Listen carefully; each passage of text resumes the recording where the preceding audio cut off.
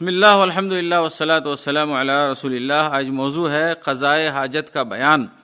دوستو، قضائے حاجت بھی ایک ایسا موضوع ہے جس میں نبی اکرم صلی اللہ علیہ وسلم نے ہمیں دین سکھایا ہے۔ یہ مذہب اسلام کا جمال ہے، یہ اس کی خوبصورتی ہے، یہ اس کی پہچان ہے کہ ہم قضائے حاجت کیسے کریں۔ نبی اکرم صلی اللہ علیہ وسلم نے فرمایا الطہور شطر الایمان، پاکی جو ہے ایمان کا آدھا حصہ ہے، لہذا مومن کو منع کیا گیا ہے کہ وہ ایسی جگہوں پر قضائے حاجت کریں جہاں پر لعنتیں بھیجتے ہیں، جیسے شاہ راہ عام جہاں لوگ بیٹھتے ہوں، سایہ دار درخت اور پانی کا پنگھٹ جہاں لوگ پانی پیتے ہوں۔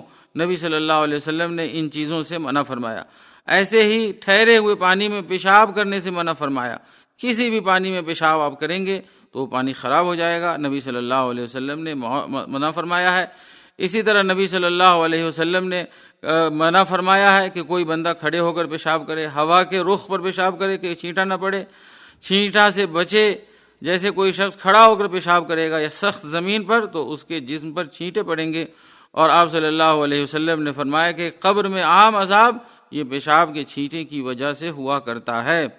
لہٰذا آپ صلی اللہ علیہ وسلم نے قبر والوں سے گزر ہوا، اس میں سے ایک شخص کے بارے میں فرمایا کہ اس کو عذاب ہو رہا ہے، اور عذاب اسی لیے ہو رہا ہے کہ وہ پیشاب کے چھینٹے سے نہیں بچتا تھا۔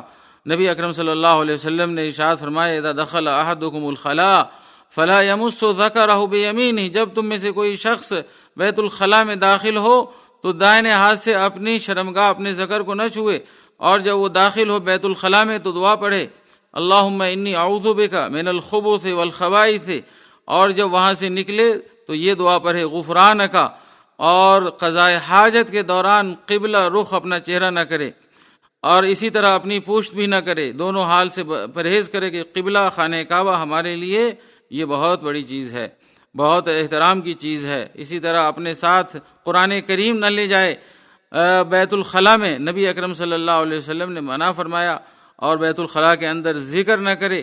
اسی طرح لوگوں کی نگاہوں سے محفوظ رہے، یعنی دور جا کر بیت الخلاء کرے تاکہ لوگوں کی نگاہ اس کی شرمگاہ پہ نہ پڑے۔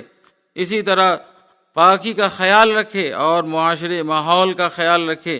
نبی اکرم جناب محمد رسول اللہ صلی اللہ علیہ وسلم جب قضائے حاجت کے لیے جاتے تھے، اگر آپ کو خلا میں جانا ہوتا تھا یعنی کھیت وغیرہ میں قضائے حاجت کرنی ہوتی تھی تو نبی اکرم صلی اللہ علیہ وسلم لوگوں کی نگاہوں سے دور چلے جاتے تھے۔